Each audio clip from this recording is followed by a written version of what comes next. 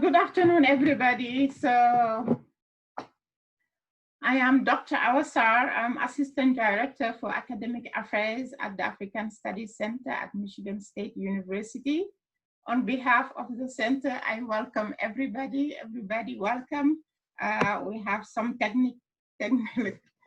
technological problems here, but I think we just do fine. So welcome everybody to ION Africa. For those of you who don't know, ION Africa is the weekly speaker series that the African Studies Center at MSU organizes every semester. We invite scholars, faculty members, sometimes graduate students, policymakers, basically people with sound knowledge about Africa. We invite them to, okay, let me make sure that, okay. We invite them to share their research with the Africanist community at MSU. As you have probably guessed, because of COVID-19, we have to go virtual. That's why we're having all this problem. We loved hosting our distinguished guests on campus, but we're excited also that by going virtual, we can connect with people, mainly people from Africa. So that's one exciting point, at least. Last spring, we had to cancel some of our lectures, and I'm very happy that we are able to reschedule some. And today, I'm delighted to have Tallie with us. Dr. Tallie was supposed to come visit us in East Lansing on March 19, but he's gonna have his talk today. And we are delighted to have him. And thank you, Dr. Tallie, for your patience as we work through the rescheduling and all of that. It's very much appreciated. I'm shortly gonna introduce Dr. Tallie, but before that, I wanna remind everybody that we'll have a question and answer session after Dr. Tallie's talk. So please, if you have a question at the end, you can either use the raise your hand option, or you can write your question in the Q&A section. So Dr. Tallie will answer as many questions as time permits. So just for everybody to know, once Dr. Tallie starts talking, we'll start recording this session, and it's gonna be available on our website afterwards. So a brief introduction. So Dr. Tallie is an assistant professor of African history at the University of San Diego. He specializes in the comparative settler, colonial, and imperial history with a focus on South Africa. His interests include colonialism, gender and racial identity, sexuality, and religious expression. He is a recent author of Curing Colonial Natal, Indignity and the Violence of Belonging in Southern Africa. So that's a really brief introduction. So Tallie, I pass it on to you. We thank you again and welcome. Thank you so much. I really appreciate it. Will the camera be off the whole time, or will we be turning the camera on too? You can go ahead and turn on the camera, please. Yeah, if you want to turn on my camera, like just to give me permission so you can see my awkward face as I read things to you. Nicole. No worries. I really appreciate it. No, we're very glad to have you here. We're excited. Okay, so Nicole, can you help with this? What do you need?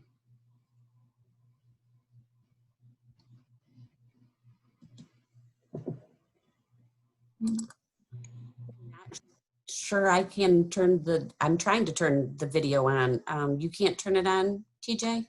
Not on my end. It says I can't start the video because the host has stopped it. So I'm not quite sure. This is also peak 2020, so thank you all for bearing with us, like where we're all sort of dealing with technology in person.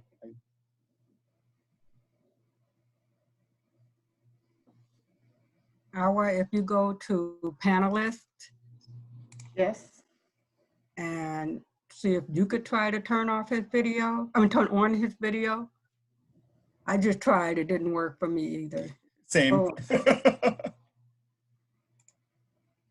Okay, try again, TJ. Sure. permissions. Oh, look, there's my face.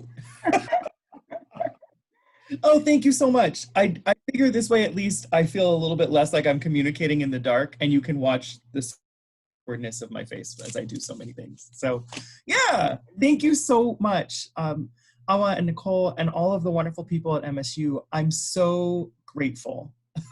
I'm very glad to be here.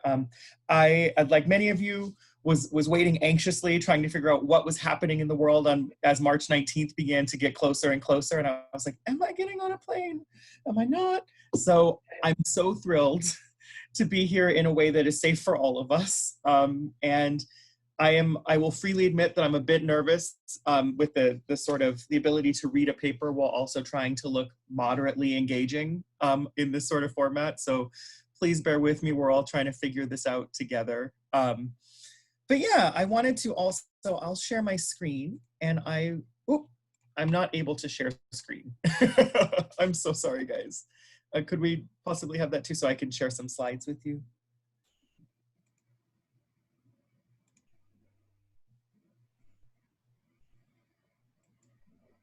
Yeah, it says host disabled participant screen sharing. Understandable. No, but you should be able to share. Let's see. I'm clicking and it says that host disabled participant screen sharing. So I'm okay. It should let you now, I think. Let's see. Nope, still not working for me.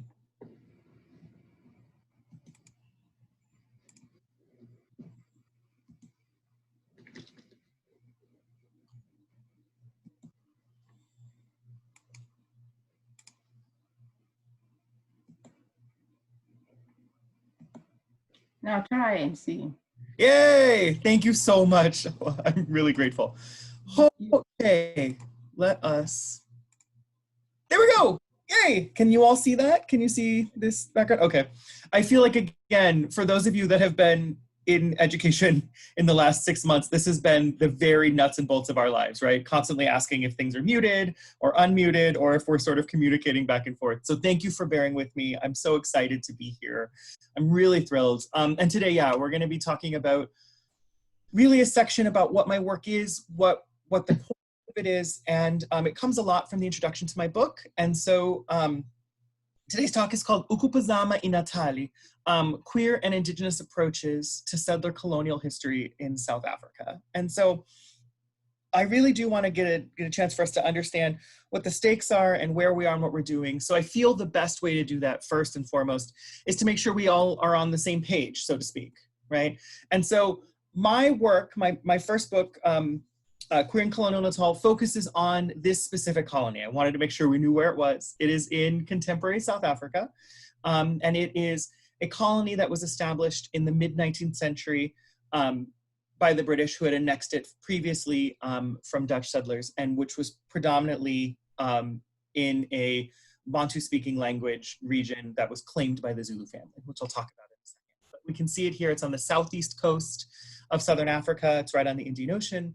Its principal cities being both the capital, Pietermaritzburg, and the port city of Durban. And in the halfway during this period, they would annex the Zulu heartland, which would include the capital, Ulundi. So, and I just want to make sure that we're aware, this is sort of what Natal looked like in the 19th century. It was south of the Tugela River. Before 1887, this was sort of it was bordered by basically the Umzikulu River to the south and the Tugela to the north as a imagined white settler colony. So I wanted us to just sort of get a lay of the land, so to speak, before we start. So, right. My work focuses on Natal, a 19th century British settler colony on the southeastern corner of the African continent that joined the Union of South Africa in 1910. The British government established Natal in 1843 after forcibly annexing the then 5-year-old polity of Natalia, a space carved out by land-hungry Dutch-speaking farmers from previously from the lands of Nguni language speakers, who had recently been under the hegemony of the Zulu royal house, led by Shaka Gasenzegakona and later his brothers Dingaan and Umpande. Now, unlike most other settler colonies, which experienced a disproportionate increase in white settler population in relation to indigenous peoples, The European population in Natal remained a distinct minority throughout the 19th century, outnumbered by Indigenous Africans by nearly 10 to 1. And I will use the phrase Indigenous in this space really to think about sort of the relationship between settlement and already occupying peoples. And using indigeneity in South Africa is often a complicated sort of space about thinking through who claims land and who is there. But I find that indigeneity and settlement are useful terms in thinking about the 19th century.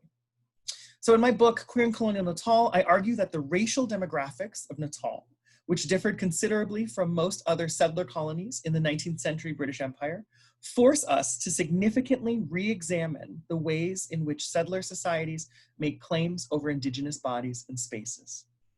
Now, throughout the 19th century, a developing state in colonial Natal attempted to pass legislation that used discourses of race and gender in order to buttress their own claims to authority. Yet, of course, these claims were never fully secure. Indigenous African and migrant Indian peoples constantly challenged colonial claims by in turn mobilizing race and gender discourses of their own and for their own purposes. Thus, the study of colonial Natal in the 19th century offers insight into what I would call the limits of settlement, the failure of an emergent settler state to fully transform race and gender discourses into effective legal and social systems of domination and control.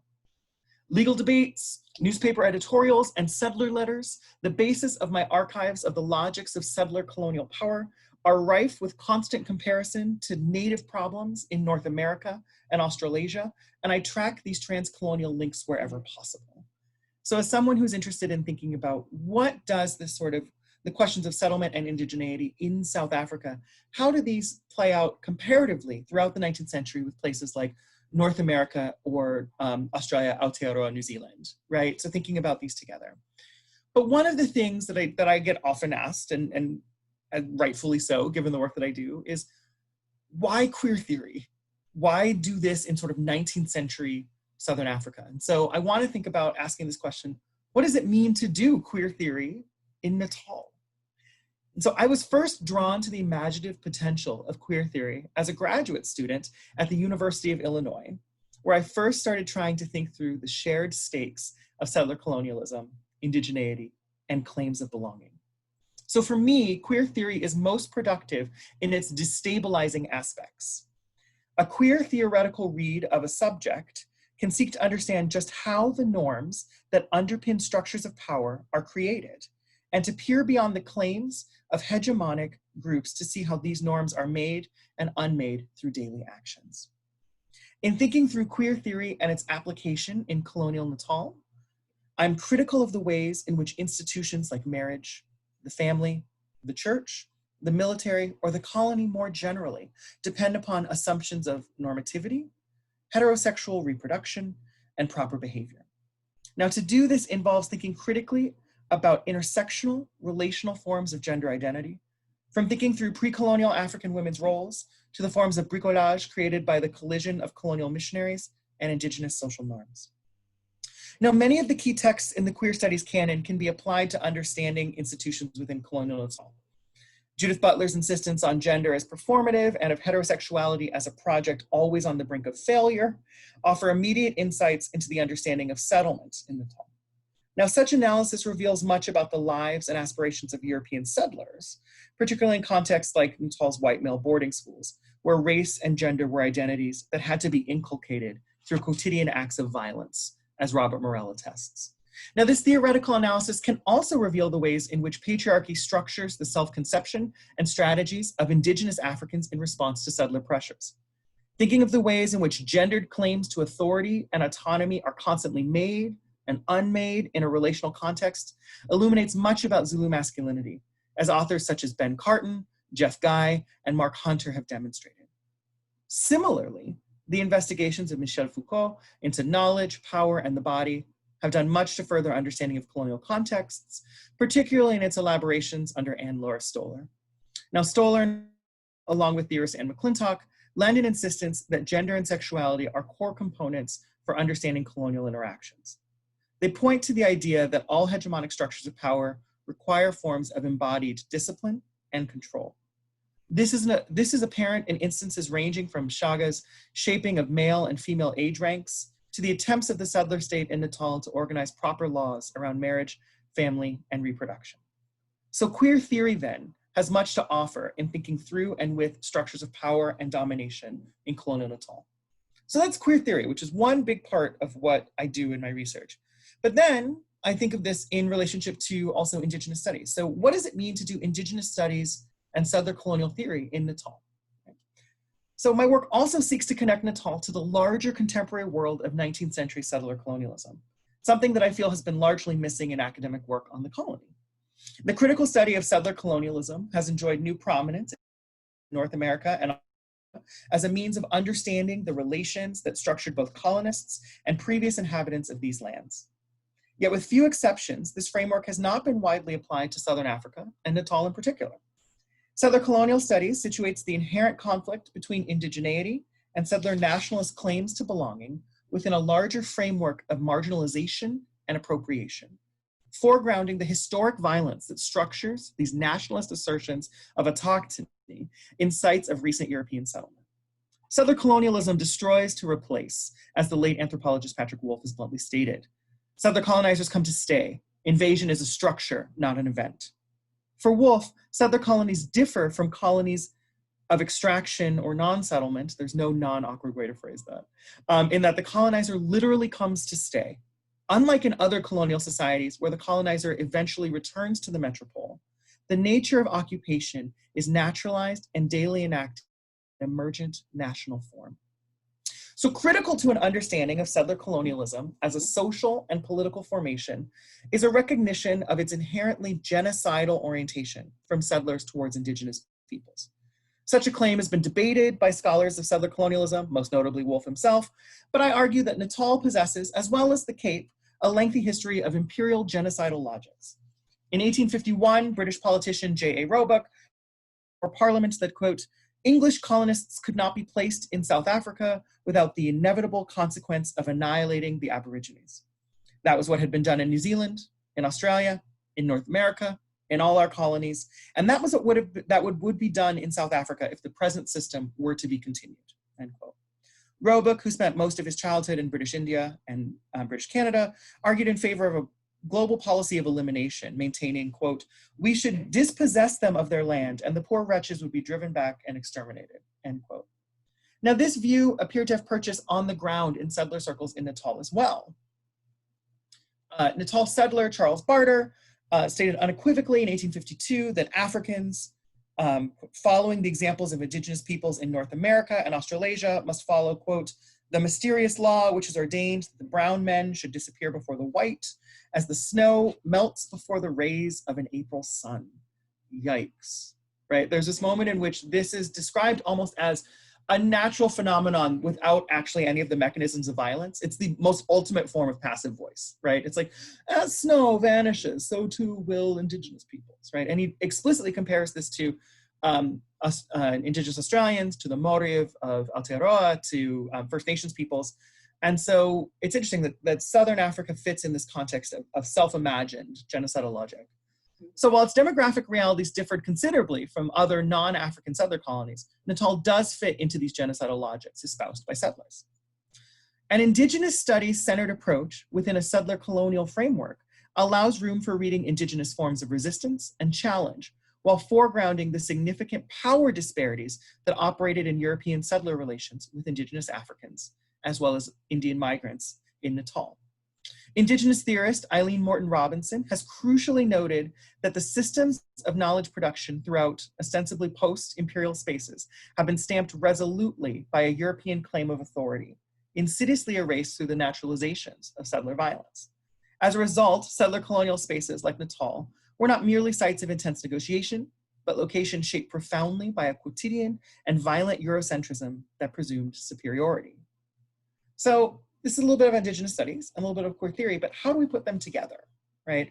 Why would we put them together? What are the impacts about thinking about them? If we imagine Natal as part of this larger colonial movement where settlers saw themselves as part of this larger violent nationalizing and naturalizing process, and then how can queer theory prise that open and think about what are some of the norms? What are some of the things that are happening here? So I'll tell you what happens when we put them together. A queer theoretical approach has allowed scholars to analyze not only instances in which subjects evince a sexual identification that's not explicitly heterosexual, but also the ways in which particular actions or positions can challenge larger normative systems. So once again, when we talk about queer readings of things, the participants do not have to identify as not heterosexual, right? Instead, we can think about queerness as a type of tool or position, as a way of thinking about this. So a queer reading then can offer an exploration of how lines of assumed order can be skewed by ideas, actions, or formations.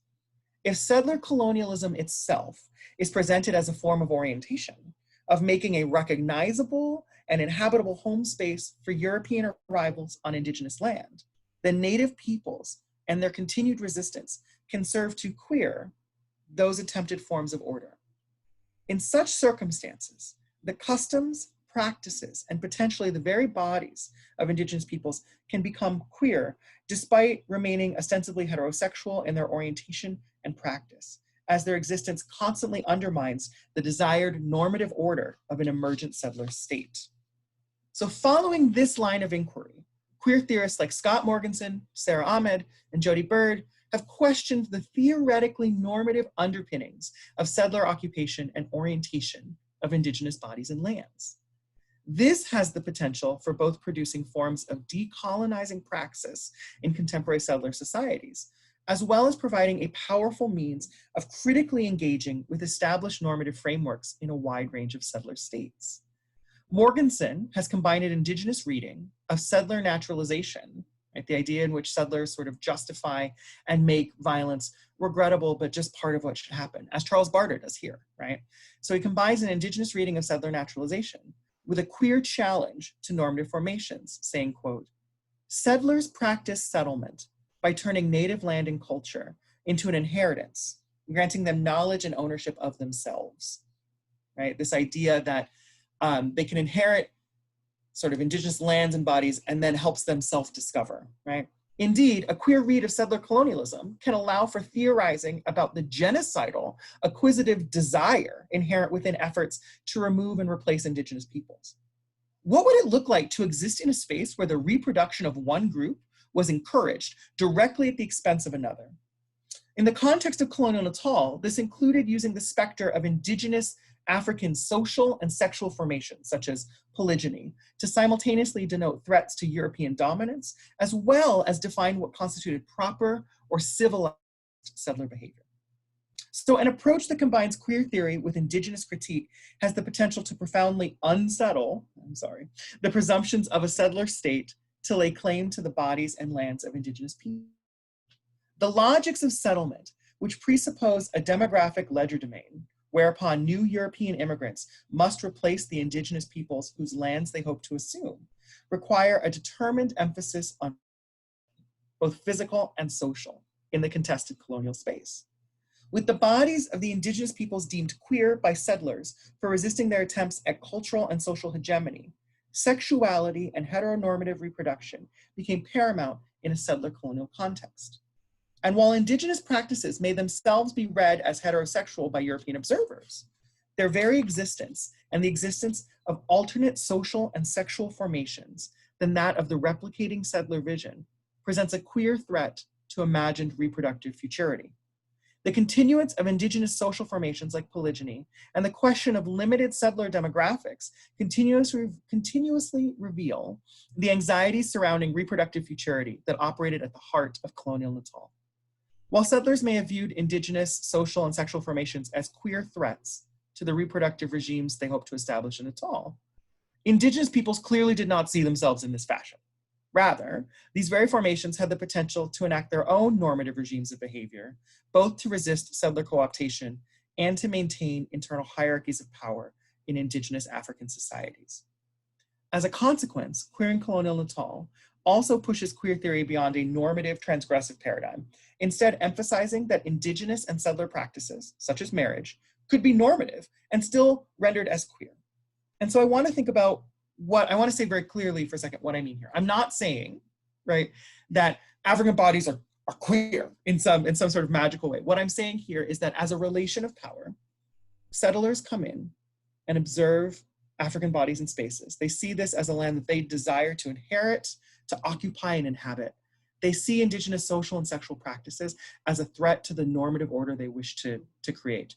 And that normative order is also justified because that is why they're here. They're here to bring this sort of ostensible light and civilization and order to this land. Indigenous forms of resistance, and just as Terry Barnes would say, social reproduction, right? The ability of just transmitting who they are into the future, challenge that unilateral settler control. And in this case, then become queer. And by this, I borrow heavily from the African-American theorist, Kathy Cohen, who says in her formative work, Punks, Bulldaggers, and Welfare Queens, the idea that certain bodies don't have to be not straight to be queer. It is a relation of power. So when people come in and they see these types of sort of sexual actions, or they see polygyny, or the offering of cattle like ilobolo, and they see them and they say, this is wrong, this is aberrant, this is deviant. It's doing multiple things. It's telling people, this is wrong, we're establishing what the norms are, and it's also disciplining our own behavior. So by marking these types of practices as queer, right, they are creating these sort of attempts at boundaries, right? Now, indigenous peoples are not here for this, right? Zulu people, Zulu speaking peoples especially are like, what, Ini? This is not who we are, right? And so I want to be very clear when I say we're pushing past a normative transgressive paradigm. Particular actions like polygyny and ilobolo can be highly normative in their own indigenous contexts, but then to settlers be deeply transgressive and threatening to society. And I think that's one piece that queer theory gives us here. Okay, back we go. By deeming the bodies of the indigenous peoples queer for resisting their attempts to enforce European mores, settlers underlined the centrality of sexuality and heteronormative reproduction in colonial society. The reproductive futurity established in settler states, to borrow from Lee Edelman, constitutes a privileging of the figure of the white colonial child as the hope for securing the occupation and legitimacy of the next generation of settlers. And again, while indigenous peoples may not themselves be non-heterosexual, their very existence and the existence of alternative sexual and social formations than that of the replicating settler vision presents a queer threat to imagined reproductive futurity for settlers.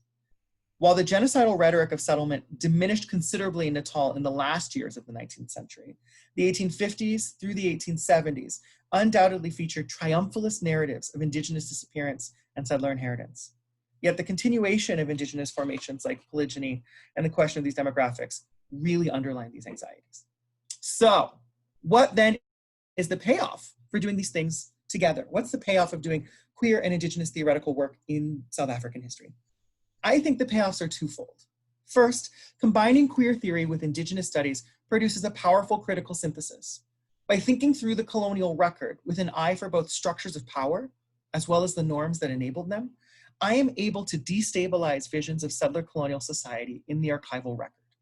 In doing so, issues like that of polygyny or ilobolo, once again, the ceremonial offering of cattle from one family to another at marriage, become sites of intensely contested meaning, power, and identity between European legislators, missionaries, and African peoples.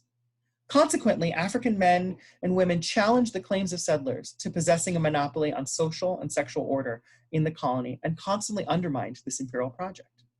As a theoretical framework, a queer and indigenous approach to Natal therefore allows for a troubling, undermining read of settler claims and opens the possibility of finding and seeing indigenous thought and intervention in the record. Second, a queer indigenous studies reading in Natal's colonial history puts pressure on queer theory more generally, and God, it needs it. Much has been written about the limits of queer theory, particularly in light of its colonialist Western framework. Most notably, Nigerian anthropologist Ifeoma Diume has taken to task Western readings of indigenous sexual and social practices under a larger universal queerness as a form of cultural imperialism. Indeed, by extrapolating theoretical understandings of gendered and sexual norms from Western perspectives, queer theory can absolutely run the risk of reinscribing imperialist identifications on the lives and identities of African peoples.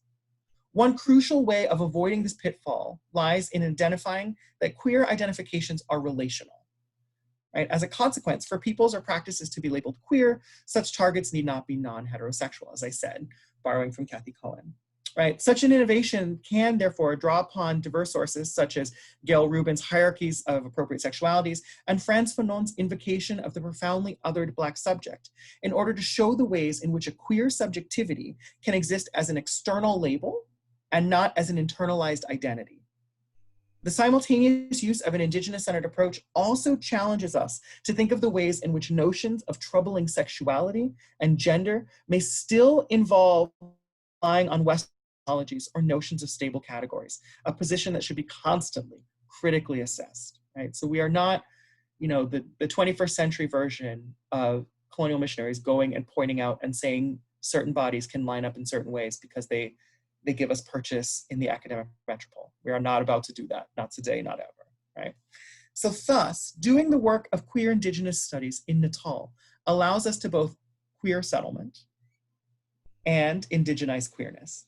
By queering settlement, I refer to the work of destabilizing, challenging, and critically reviewing the normative structures of power that enabled the world of settler colonialism in Natal, while paying particular attention to moments of challenge and resistance.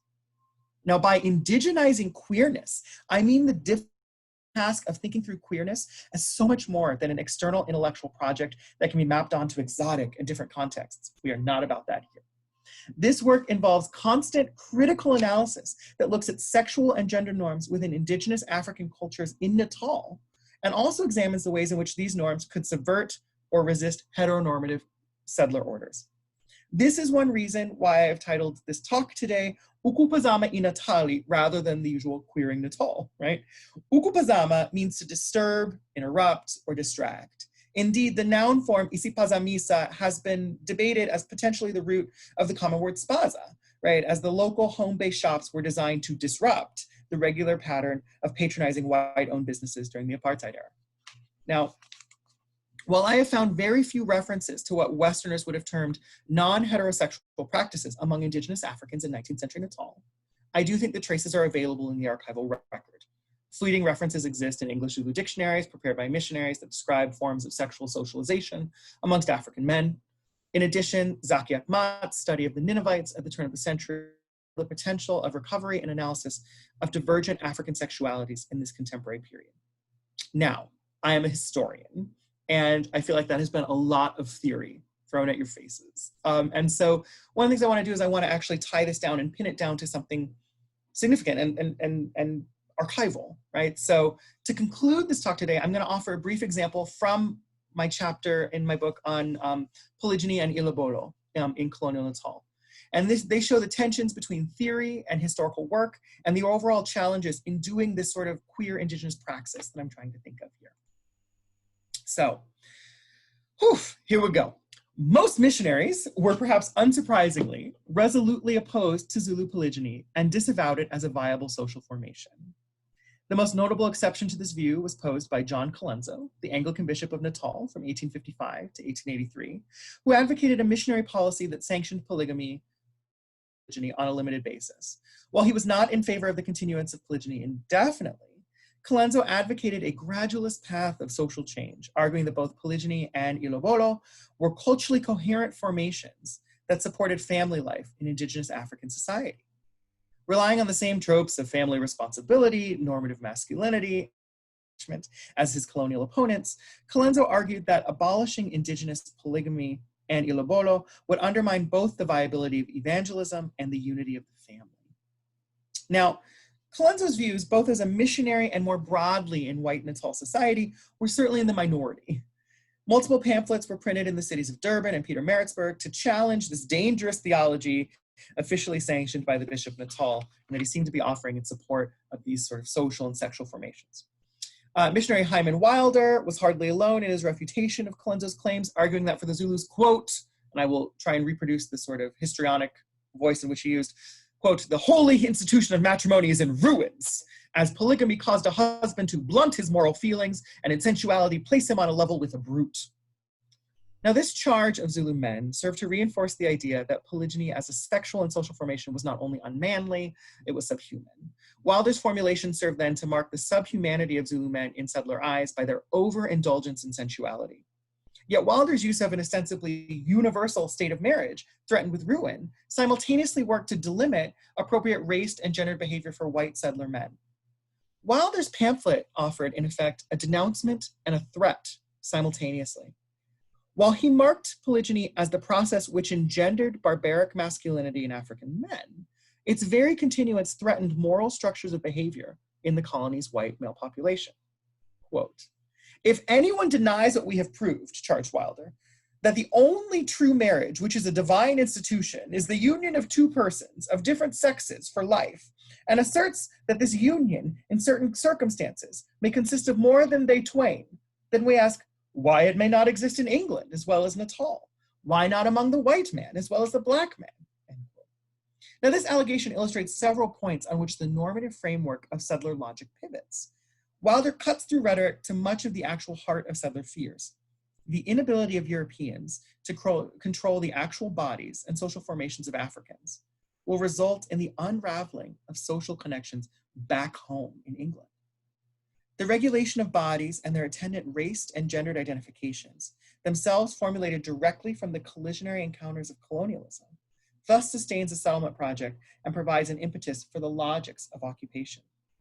Indeed, at the height of the polygyny debates, Natal Witness, the major newspaper at the time, the editor David Dale Buchanan, penned an anxious plea to the larger settler community, saying, quote, "If the church's pure bosom is open to the admission of male polygamists, why not lay down the doctrine as fairly for female delinquents? By what principle of morality or common sense or dictate of scripture should the prostitute be excluded? Come, ye chaste Christian mothers, with your daughters unto the communion, in company of new members of the new sect which is sure to spring up, an offshoot of Mormonism." So like Wilder, the fears of polygyny are not merely what lies in wait out there, but for what transformations could occur within settler society. If Natal's ostensibly Christian society is to make room for this imagined degeneracy by Zulu men, what is the assumption of tolerance or encouragement for fallen women, be they British or Zulu? Continuing this, Buchanan offers a specter of white women converted to polygyny in a form of Mormonism, in effect arguing that Zulu social customs ran the risk of spreading corruption to settlers and their normalizing institutions, like the church. And this that I've been thinking about quite a bit. I'm really interested in this idea of sort of Mormonism as metaphor, right? This idea in which the threat of polygyny, the threat of sort of the destabilizing of this in the 19th century in other settler societies gets mapped onto Indigenous peoples and their formation. So I've noticed similar rhetoric in New Zealand, in Aotearoa, and also some of it in British Columbia. And so my next project is trying to think about how do sort of settler societies imagine normative monogamy in the fear in reaction to Indigenous sort of social formation. But I'm happy to talk about that in the Q&A or anything else. Anyway, for observers like Buchanan, polygamy and ilabolo had to be disavowed in Natal, or their very hierarchical structures that sustained a gendered order and enabled a civilized savage divide between settler and Indigenous would crumble. Wilder argued that Indigenous peoples, for them to practice polygamy was to, quote, "throw away our old standards of right and wrong taught us by the Bible and the experience of nearly 6,000 years and adopt those of a degraded heathen who has lived in a state of debasing sensuality," end quote. Wilder posited that if Indigenous polygyny were forthwith, it would be more than a simple spiritual/moral failing. Rather, the ostensible unilateral direction of colonialism, the movement of power, vitality, and civilization from Europe to Natal, ran the risk of profound disruption. If the logics of settler colonialism sought to render the colony both properly accessible only for bodies perceived as white and straight or heteronormative, then polygyny, as a profoundly and an inherently non-normative practice, had to be stopped at all costs. If European descriptions of sexual normality are based in a constellation of practices that identify a properly white, bourgeois, nuclear family model, then both native and non-heterosexual populations can be seen as being queer in a sense of deviation from healthy, real social reproduction. Wilder's distinction that Zulu polygamy is a threat to the definition of marriage as a dual-sex, family-oriented union emphasizes the nature of the settler project as directed towards white bourgeois reproduction within the new colony. The continued presence of Zulu polygyny, of enduring Indigenous social sexual formations marked as queer and disrupted by colonists and missionaries alike, served to demonstrate the hegemony that undergirded Natal's very legitimacy. African men could then be seen as rendered dangerously over-sensuous by the lustful lures of polygyny and the dehumanizing aspects of ilobolo. As a result, they could be read as a template for sexuality, ironically being rendered hyper-straight through settler processes of queer indigenous sexuality. So one of the things I often talk about is the idea that actually they're being queered, but they're being queered by being almost too straight, right? They're like, you have multiple wives, it's too much. You're doing heterosexually wrong. It's too much heterosexuality. However, Zulu people seemed far more ambivalent regarding ilobolo and polygyny, right, which they term, in Zulu, the term is isitembu, than settlers or missionaries wish to admit. Zulu women, quote, do not as a whole condemn polygyny or wish it was done away among them, missionary Alden Grout reluctantly conceded. The evils resulting from it they would call excrescences, and if those were palliated, the whole thing would be tolerable. Now, Zulu men and women consistently demonstrated their own autonomy in deciding whether or not they approved of or supported ilobolo and isitembu. In addition to the persistent Zulu women that Grout encountered, other Amakolwa or Christian following Africans indicated their acceptance or rejection of the social practices apart from European consensus.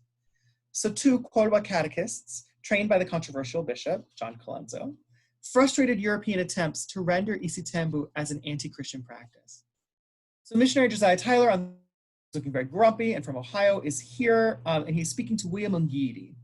And I love this moment because Josiah Tyler evinced bitter disappointment that William Ngidi, quote, the bishop's interpreter and principal preacher has laid aside all his civilized clothing, married 4 wives, and is now living in a kraal to all appearances like a besotted heathen, end quote. When Tyler attempted to reassert a religious and moral sense of order by, quote, reminding him of his accountability to God, quote, Ngidi replied, quote, with a derisive laugh, I was taught otherwise. I love this. I love this moment, and I teach it often in my classes, and thinking about, we have a missionary moment where settlers, but also missionaries who are working with the settler state, not 100%, but in this way, look at a Kolwa, a Zulu Christian, and they say, how dare you have these multiple wives? You're living like a degraded heathen. You are not living with what is civilization. And Ngidi just looks at him from this position of as a Christian practicing Zulu person, and just laughs and just says, I was taught otherwise, and claims a larger sense of authority both in culture and in his sort of scriptural background. And it's this sort of impasse that I find really beautiful and really sort of fascinating. This moment of an attempt to sort of render the sexuality wrong or aberrant, and Ngidi's like, nah, we good. He's like, we're not doing this. So likewise, Magema Fuze, another Christian intellectual and future author, asserted his own independent understanding of isitembu's relationship to Christianity and civilization. Magistrate James Stewart noted that Fuze, quote, considers it not in conflict with Christianity to have more than one wife, that one may be a good Christian and have more wives than one. Writing in 1891, after larger numbers of Zulu people had become converts to Christianity in Natal, and amid increased questioning of the propriety of ilobolo, the offering of cattle for Christians, Fuze wrote to his fellow countrymen saying, Ukulobola kambe kumkuba nje wobushlobo o amiso kuqala yilabo abangaphambili. Uma bekunkalatshulanga kambe izwe lakithi galikade lapenduga onendindwa. Right? So ilobolo, of course, is first and foremost about joining 2 families together. If ilobolo had not been paid, our nation would long ago have become wanderers. Now, Fuze's statement is significant here. He rejects arguments propagated by missionaries, settlers, and later Christians that asserts that by offering cattle, these types of relationships are akin to slavery. Instead, he seeks to articulate ilobolo within a relevant and useful cultural tradition, asserting Zulu autonomy in a social formation that challenged settler claims. However, his articulations are not without their own provocative claims to masculinist authority. Right? Specifically, Fuze asserts that without ilobolo, the Zulu nation would have become onondindwa. Now, while this literally means wanderers, the term itself had historically been largely applied for female prostitutes, right, who were deemed women who inappropriately wandered about without appropriate sanction. Right? So Fuze's writing points to a particularly thorny issue within indigenous articulations of tradition in the face of settler biopolitical controls. Frequently, they could be coupled with patriarchal appeals that advanced male autonomy at the expense of women's movement. Right? So Fuze and Ngidi both resisted efforts to be complicit in missionary efforts to indigenize external critiques of ilobolo and isitembu. Yet these acts of resistance and autonomy demonstrate the clashing and contradictory motivations and conversations that surrounded Zulu custom as settler society tried to impose its will over Indigenous lands and bodies. Okay, so I want to close this talk with just a few comments, and thank you so much for bearing with me. Hey? First, bringing together Indigenous and queer theory through a historical assessment of the South African context is a difficult, uneven task. I struggle both to prioritize statistical normalities or consistent finds in the archival records with theoretical analysis of settler colonialism, indigeneity, and queerness. I recognize that polygyny was simultaneously a highly normative social function, yet one that was profoundly queered in the context of settler normativity. I think that in this instance, Indigenous normative practice, even those that are profoundly masculinist and heteronormative, can thereby be queered in a contextual reading. Readings allow us to better view Indigenous agency, challenges to the normalizing effects of settlement, and the complex intersections of race, gender, and class in 19th century colonial Natal. To do this represents attempts to profoundly disturb, disrupt, or undermine the normative framework of settlement. Ukuphazama, iNatali, then, is an ever unfinished project, one that consistently attempts to read and unread structures of power and domination in a region claimed by many differing peoples. So thank you so much for hearing all of these words today. I just want to say this is the breakdown of my book, what the chapters look like. We've got an introduction, it's similar to Ukuphazama. Then I look at Ilobolo and polygyny in chapter 1, look at alcohol use in chapter 2, I look at friendship, and then mission Christianity, and then education. Right? And so each of these look at these ways in which, what are ways in which indigeneity and settlement play out? How do people make claims to belonging and challenge them? So thank you so much for being here and putting up with all of my sassy words. So thank you.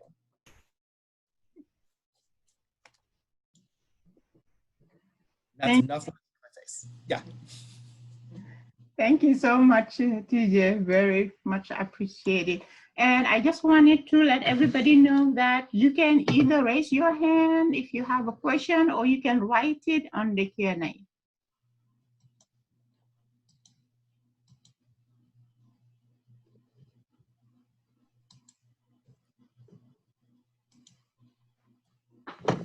And just to start us, I was just thinking,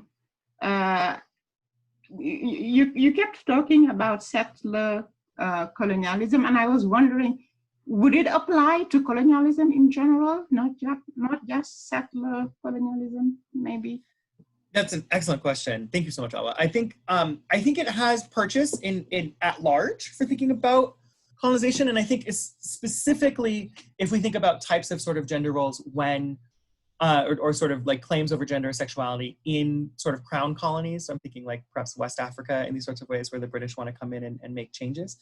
I think so, although I think that there's a particular purchase here in terms of settlers sort of claim this space and these particular lands in perpetuity, right? There's an increasing anxiety over we must out-reproduce them and make space. So I think that some of the contours are similar, but I think some of the urgency is different, right? In the case of some of the things I think about in Southern Africa, and I would say to a certain extent in places like Rhodesia and Kenya, this follows a similar pattern. But I think that this sort of, and probably French Algeria, but the sense of trying to occupy space and continuously replace in a certain way, like I think is slightly different than in crown colonies, where there is this sort of idea of just extraction and not replacement, almost as if we can imagine the British or other colonizing nations as parasites on top of like already existing structures, right? Like they're like, we just want to take all of these things. I've jokingly referred to this in my classes as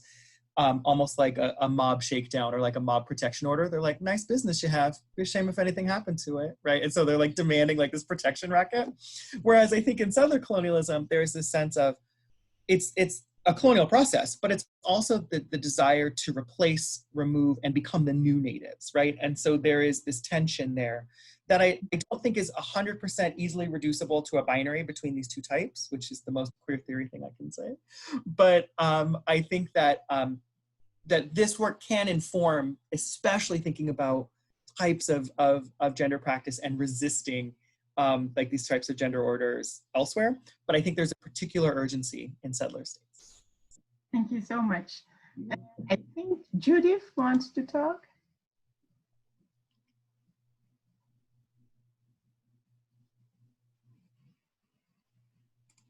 Did I? Let me see.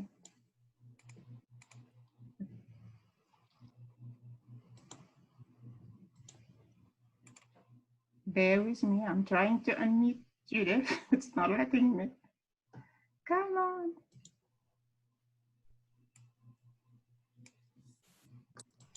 I've tried to unmute her as well. I don't know why it won't let me. I see 2 questions. Do you want me to answer one of these questions while we try and also Sure. bring Sure. Judith's voice? So, Yes. all right. First off, was from an anonymous attendee. It was, thanks for your talk. Do you have record of Zulu women's voices from this time period? If so, what were their views on polygamy? Yeah, thank you so much. And also, absolutely, right? Otherwise, it just becomes like a male show. One of the things that's harder, right, is that we have very few recorded direct Zulu women's voices in the archive. We have a lot of secondhand voices, right? So like, for example, I love this sort of moment where Alden Grout is like, I've been talking to these women and they're fine with this and I hate it, right? He's like, they call this, like, they call polygyny excesses. And they would rather actually still, we see a few things also in the Natal Native Commissions in the 1880s. So there's a Native Commission in the 1850s, but another one in the 1880s, and another one right in the early 1900s, right before the Bambata Rebellion. And in this one, again, we have to look at people are attempting to speak for or with like sort of African women's voices. But for the most part, we have to sort of see, we have to really do sort of like hard against the grain archival reading, right? A lot of these voices are not specifically being listed as African women's voices. And so this is one of the hardest parts, is how do we do this and not reproduce the sort of androcentric nature of the archive, and also try and get at that. And I struggle with this, right? So what we can see is that we do see in some missionary records, missionary Christians who will say things like, or Christian Zulus who are like, you know, I'm really happy with this. I feel better. I feel safer, you know, now that I'm a proper Christian woman. And then you'll also see other women saying, no, this is what we need.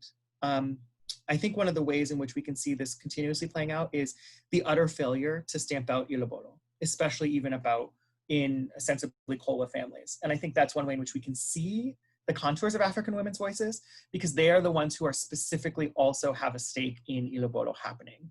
And what we see is that they'll say things like, if this doesn't happen, our marriage doesn't have value, and not monetarily, but like, I don't feel seen by my community. So I think those are some of the pieces that I try to do in that. So I hope that answers that. And yeah, I'll answer this other anonymous one first. In what ways do you feel like your work connects, adds to, interrogates post-colonial or decolonial theory? Thank you. So in some ways, this grows out of or responds to post-colonial theory in that it continuously undermines or challenges the idea that the colonizer is in the driver's seat, right? It continues this sort of idea of radically rereading back through the anxieties, the idea that empire is an always unfinished, never done project, right? It is a frequently sort of combated and contested and always negotiated.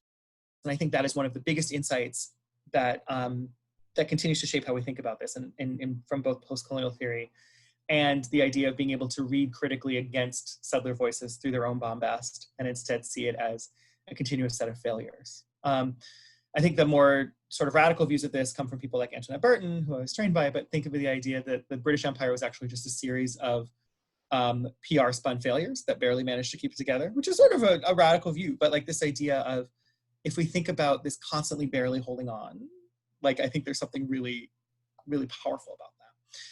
And then that sort of undermines and undercuts the sort of bombast of colonialism. And I think in this way can try to lend towards understanding voices outside of just the archival record that are British. I hope that helps. Yeah. So do we have, I can either answer both Jennifer or Jamie's questions, but I also see that Jamie's here and she looks unmuted. That looks exciting. So I'm happy to answer either Jamie or Judith, if they've been unmuted, if they want to ask questions. I can ask. This is Jamie. Hi, Jamie. Yeah, this was great, TJ. I loved hearing about your work. And my question is about the kind of different forms of settler colonialism that we see in South Africa. I think you're focusing on Natal, primarily on British colonialism and linking it to other settlement regions in the world. Wondered how this would relate to those parts of South Africa that had primarily Afrikaner settlement, would be my question, if it would be similar or different, and what are some of the thoughts you have about that? Oh my God, I'm super down. Thank you so much. That's a great question, Jamie. And I really appreciate it.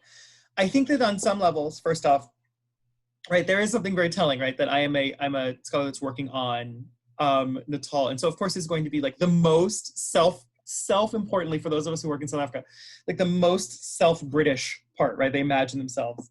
They still have the Royal Flower Show and things like that. But I would say that there are some differences, right? And I do read Afrikaans, although my Afrikaans is niet goed nie.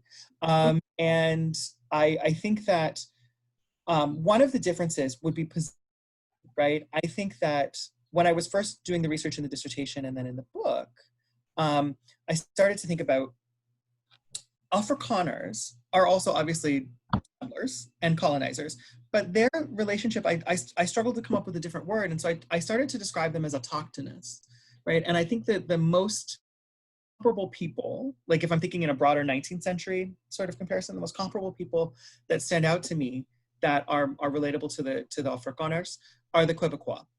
And by this, I mean, these are another segment of European-derived people, but for whom a national identity only takes place vis-a-vis this colonial project, right? Afrikaners are only Afrikaners because of their relationship to the land and because of their colonial relationship to indigenous African people. And in so doing, because of their relationship to British colonialism, often then perceive themselves as also being colonized, right? And so I find this is the sort of fascinating level of in which violence that has occurred to them through a colonial state then also allows them to self-situate as potential, like imagined indigenes. And so that's why I use the word autochthonous, right? Instead of using indigenous. They see themselves as the land, and as a national formation, I find them really fascinating, right? Again, in a way that Afrikanerdom has to be made in that space. Not unlike, you know, sort of like Americanness or even like South African as a national identity or Australian.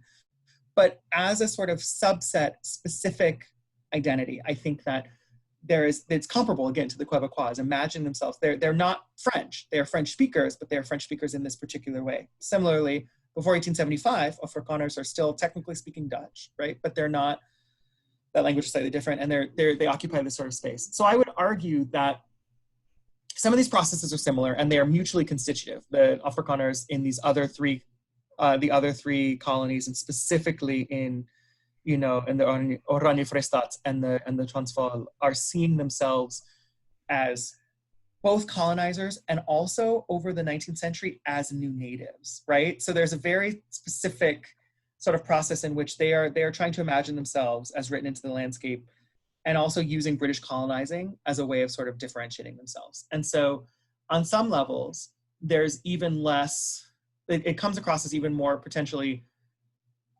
violent, restrictive, I would say, like in some ways towards indigenous peoples, right? And maintains its genocidal character, or at least its ethnic removal character, longer than even in the 19th century. Sort of by 1890, in Natal, there's this begrudging recognition that they will never be a white dominant state. And so they think about how to maintain Southern minority status. And I think that plays out slightly in the Free State and the Transvaal in that way. So I would argue, to make a long story even longer, this way in which we think about belonging and autochthony flavors this slightly differently, and it would be much more comparable to thinking about how the Quebecois managed to think of themselves in Quebec vis-a-vis like First Nation peoples like the Mohawk, and relationship with the British. So I hope that helps. Thank you so much. We have 6 questions here. Okay, so Dave Golovsky asked, were there notable ways the dynamics you're discussing played out differently elsewhere in South Africa? So can you tell me that one more time, Awa? I'm sorry, I cut out for a second. Okay, he said, were there notable ways the dynamics you're discussing played out differently elsewhere in South Africa? Oh, yes. Thank you for that. And thank you for that question. I think that, yes, Natal is similar in many ways to the Cape, although Natal is unique in that it does have a much smaller, what we would then coin an Afrikaner population, and a much larger South Asian Indian population, right? And so we look at the ways in which sort of whiteness gets understood in relationship to both like sort of Africanness and Indianness. But I think that also some of these processes slightly differently in the Cape in terms of like there being less sort of South Asian migrants. And then, but also in the Free State and the Transvaal, I think that the Afrikaner majority, the Afrikaans speaking majority, then draws on sometimes other sources, and they don't see themselves necessarily as part of this simultaneous global project of British settlement. Of course, this gets complicated after 1910. I think when the South African federated state tries to model itself on sort of similar lines to Canada and Australia as a federated, dominion. But I think that yes, it absolutely plays out slightly differently in Natal. Although I think there are points of commonality and comparison. But I wouldn't say like I'm not gonna do like a Mahmoud Mamdani and say like this is the origin, this is the Shepstone system by which we understand everything. No, I think there is some specificity in that. Yeah. Thank you. Mm-hmm. And what do we have? Another question here. So Chinwe F. Young asks, thank you for a very interesting and thought-provoking presentation. My question is about the evolution of culture. Some practices like a polygamy and the killing of twins in some African communities were becoming redundant and abhorrent even prior to colonialism. So is associating them solely with post-colonial theories of oppression memorializes moments in history that were not longer functional or acceptable for a larger population of Africans? That is an excellent question. Thank you so much, Chinwe. I appreciate it. I would argue that there's a difference, right, between obviously like the twin killing and polygamy. And I think the continued existence of Sitembu, of polygamy, both in the colonial period and even after, would sort of argue that, polygamy was never for the large majority of African people. It was also a type of wealth stratification, right? And but it takes on a new life, I would argue, in terms of in this colonial period, in some ways a marker of difference or continuity, or a marker of social reproduction, right? And again, at no point were the majority of Southern Africans engaging in isitembu. But as a practice, part of its sort of attempt to eliminate it or mark it as aberrant also gave it, I think, some potential life, right? As a way of saying like, this is part of who we are. But on no ways would I say, you're right, that like, this was a universal magical practice that was sort of like equitable and understood by anybody. I think it was also patriarchal, right? And it was also, it had absolute limits, right? And I think it is very fair to not want to romanticize it as this sort of like ideal, so prelapsarian way of being, right? There were absolutely normative types of patriarchal violence and labor that happened there. But I think that also this gets at the dynamic of both sort of the social anxieties and the sort of claims to power that happen in the colonial state, but also ways in which there can be types of resistance that aren't just simply resistance accommodation, right? Like it's a complicated measure. And granted, there still is the continuance of polygyny throughout the South African state during the colonial period and even in the post-apartheid period is sort of fascinating in that it has not been eliminated, and that there are still some practitioners that now increasingly see it as a cultural touchstone or framework. That is not to argue in favor of it, right? But the sense that it still has purchase, and perhaps ironically so, colonialism gave it the potential for new life as a type of self-articulation of difference. Yeah, I appreciate that. Okay, another question. This one is from Jennifer Hart. Thank you so much, TJ. I wondered if you can talk a little more about the importance of theories of indigeneity for African history and how the notion of indigeneity is complicated and layered in South Africa? I love that question. And also, Jennifer, thank you so much. So yeah, indigeneity is super important. One of the things that frustrates me is that I often find that there is a reticence outside of the African continent, and also particularly in North America where I reside, this idea of recognizing indigeneity of African peoples, right? Especially in the context of settler colonialism, right? So I think let's go back to Awa's question a little bit, in that people are constructed as native in a colonial society throughout colonialism on the continent. But in South Africa, and to a lesser extent Rhodesia, Kenya, and certainly to Algeria, there is also this way in which Indigenous peoples are rendered similarly as people to be moved aside, acquired, dominated, and potentially replaced while still desiring their labor, right? And so that level of indigeneity is comparable and is understood in other spaces. I think there is occasionally a reticence to think about this that I do think of in a context of sort of global anti-Blackness, right? In which white supremacy also tries to think of these as separate. Again, as an African-American scholar in North America, I think about a lot of the ways in which Blackness and indigeneity are rendered as separate in North American discourses, but in the South African case, they're often widely overlapping. This is something that in the 19th century, white settlers struggle with a lot, right? They think about, well, how do we analogize like Africans in our context as African-Americans or as Native Americans, right? And so you see this sort of really intense social struggle to think about this. I think indigeneity is useful and portable here, but it is obviously not one-to-one, and I appreciate you saying that, right? There is obviously tension over who counts as Indigenous and what that means. I would think of it as indigeneity as a relational category in terms of people arrive, claim space, and now people are like, we are here versus others, right? So like that, those levels of that. But again, in a South African context, this is fraught, right? What do we think about in terms of people who predominantly descend from what we call Bantu-speaking groups, right? So the Xhosa, the Sotho, the Swazi, the Zulu, the Venda, right? As opposed to people that are largely under what we call Khoisan-speaking groups, right? Who are seen as predating even those. The interesting question that I would say to that, right, is sometimes people are like, well, we're the real natives. And this takes a really particular, I think, fractious way in the Western Cape, right? Where under sort of white supremacy, there is this sense of people who identify as colored may see themselves as being, part of the originary inhabitants, as vis-a-vis Bantu-speaking peoples like Amaxhosa peoples, who are seen as Black, right? And these are already pre-existing tensions that are then conflated, reimagined, and remixed, right, by apartheid racial divisions. And further, these types of divisions become really fraught. Think about indigeneity. I always want to make sure that we think about this as really complicated. Indigeneity is always relational, right?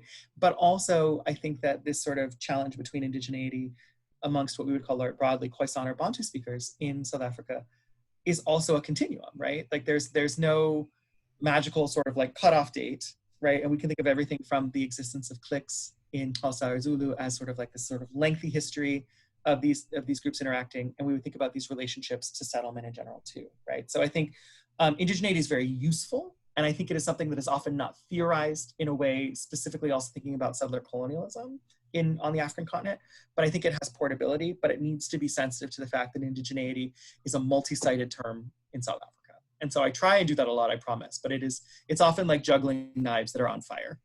It's true. Okay, one more question. This is from Ayanda Mahlaba. Sorry if I'm mispronouncing it. TJ, I love your work. Could you expand more on how the work you have started could potentially look like? Oh my God, sure, thank you. Ayanda, thank you so much. And it's very kind of you. So I think that one of the things that I hope to demonstrate in this work, and people that are far sassier and cleverer than me can carry on, right? This idea of how can queer theory be useful without also being a colonial project, right? Where we come in and label things queer. How do we think about this as another type of complicated relation of power?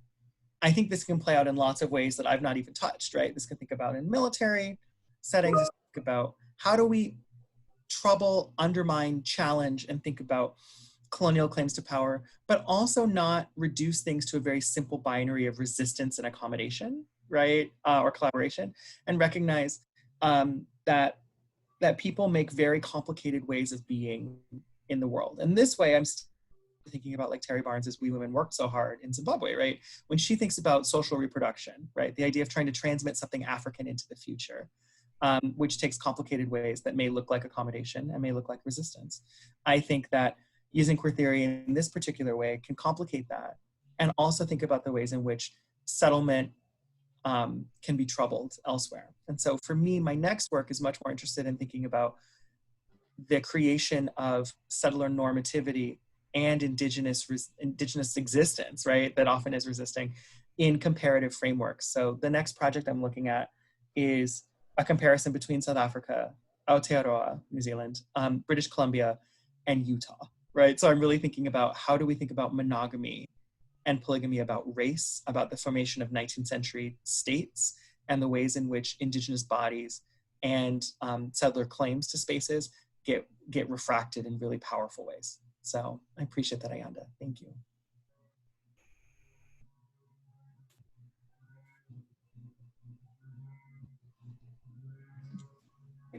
Okay, we have another question. This one is from Anne Litomia. Hello, TJ. Thank you for your presentation. How do you see voices and practices of questioning and resisting from the archives presenting themselves in South African social justice movement? Thank you so much, Awa. And first off, it's really good to hear from you. Anne and I both went to graduate school together, and I'm super delighted to hear from you, friend. That's a great question. How do I see voices and practices of questioning and resisting from the archive presenting themselves in the South African social justice movement? I think that one of the things that's sort of powerful in the last 5 years, 10 years, and everything from Roads Must Fall to Fees Must Fall, right, is thinking about a radical reorientation of what society can be and what it does, right? And I think that part of this grows out of a reassessment and a challenge of history and its sort of shapings, right? This idea of like history we don't have, like Africans saying, like, we don't have a lack of history. We are the originary occupiers of this land. And so much of this has been about creating structures of power that exclude us and then normalize it and naturalize it. And I think the potential of sort of radically reimagining the state is obviously there in everything from like Abashali Basam Jondolo, right? Like thinking about like, or the Cape Anti-Eviction case, right? How do we challenge what the state is supposed to do? To thinking about how might the state still inherit so many of the worst aspects potentially of the apartheid regime because it was never designed to be equitable or just. And so how might we reimagine and challenge that? And I think looking at earlier models or the potential for thinking outside of like a Euronormative sort of state is powerful and possible. And that in sort of slightly decentralized, but also really powerful protests that mobilize decolonial and post-colonial sort of rhetoric is really heartening. And also ones that are not just simply borrowed or transmuted from an American context, because again, as like a Black American, I recognize one of the more annoying things is often the expectation that our frameworks then get just transported out there. And I don't think that's helpful either. So I think that we can see some of the resistance and power that we see sometimes in archival moments are being sort of organically taken up by Africans today, and especially in South Africa. And I think that's really hopeful and exciting. And also desperately wish that I can be back there for a little bit and just be back in Mzansi and be in that space. So post Rona Landia, that's where I would like to be. Thank you so much. I think we have one last question. Sure. Isaac, thank you for a very engaging presentation and discussion. How do you see interracial relationship covered and fewer as they may have been bear up under the queer theoretical analysis you employ? Thank you so much for that. I will answer that slightly first off with a personal anecdote. So yeah, I'm a Black person in the US. I identify as multiracial but Black.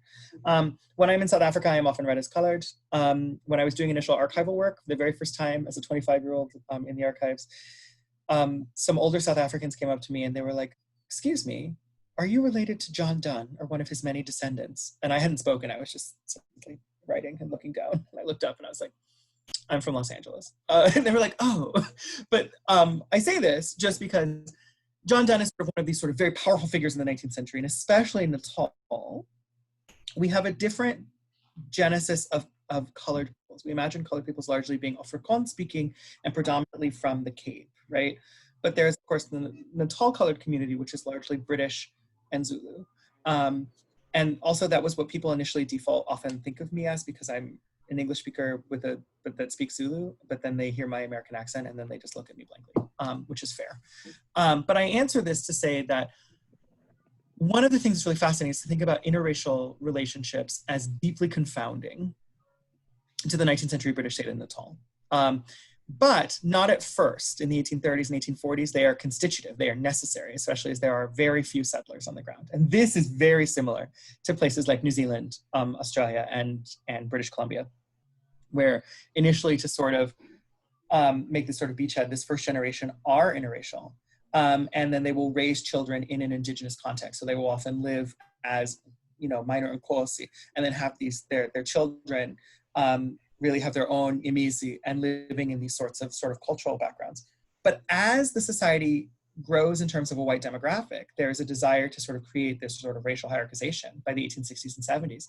And so you have the children of these unions, right, the Finns and the Ogles, suddenly sort of dropped into native status, right? And this changes, I think, in a Natal case, specifically in that there's not a space to really recognize a lot of interracial marriage of children because the concomitant creation of legal reservations at the same time that they make landed reservations. So the idea of customary law being the law that governs most Africans, right? So then people find themselves in a bind. Are you to be governed by African law, especially if you have multiple wives? Are you to be governed under English civil law, right? And then where do people fit in? So one of the most telling cases of this is that John Dunn, the most infamous of these sort of settlers who have multiple families, at one point he has over 40 wives and lives as a Zulu Nkosi and temporarily rules over a part of Zululand. But at his death in 1895, the colonial state has a dilemma. They don't know what to do with his children. Do they count them as legitimate heirs under English civil law? Do they count them as, but then they can't be counted as legitimate under English civil law. So to count them as inheritance, they have to use African customary law, and then they would count them as natives, right? And so there's one of the things that I find really fascinating is that this is where we also, in these moments of interracial relationships, right, or indeterminate relationships, we see the further codifying and attempt to understand and create racial boundaries, right? So ironically, John Dunn's death and execution of his will, right, then helps further understand the legal state's attempt to create these clean boundaries that don't exist. And so also in a Natal case, there was this sense of post-1860 really, and this sense of really that this type of racial mixture is frowned upon, right? It happens, right? But then people tend to have to navigate either passing or then living in sort of African societies. And that's the sort of goal of the state, is to reproduce this. Although as we know, right, these bodies keep happening and it keeps getting sort of messy for the state, and it proves that it never fully establishes this distinction between white and black there. So yeah, thank you for that question. Thank you so much. I think that's it, the questions. And yeah, and we're almost out of time. I was just wondering if you if you have maybe a last thought that you want the audience to take away from the Sure. discussion. Oh, that would be so great. So first off, once again, I want to thank all of you for getting onto this weird internet box and talking about African history with me. It means the world. I'm so bummed that I couldn't make it to East Lansing to actually see all of you in person. I hope that we can change this in the post-Rona landscape, that I can come back. But it means a lot to be able to talk about these sorts of things and to really think about meaning. And I often am really challenged, right, as an African historian and as one who works frequently in isiZulu and in South Africa, to make sure that my work is not just weird navel gazing about like white people in the 19th century. And I think that's very important, right? There needs to be this continuous challenge to remember to focus on African people, African lives, African stories. And I will say very bluntly that in the last week, we are all still reeling from and thinking through post Jessica Krug world. And I think it's very important for us to remember that African history and African studies as a project is not just an intellectual parlor game or an exercise, right? It's not just an abstract set of things. These are real people with real lives, especially ones who've been impacted by power dynamics like colonialism. And I think that so often we need to constantly push ourselves to remember African history is about telling stories of real people who take up real space and who matter. And so part of the reason why I loved doing what I get to do, and I, as my students in my classes heard ad nauseum this week during the scholarship, was we do the work that we do because Black lives are meaningful and powerful, and that we want to hear and grow and learn from them.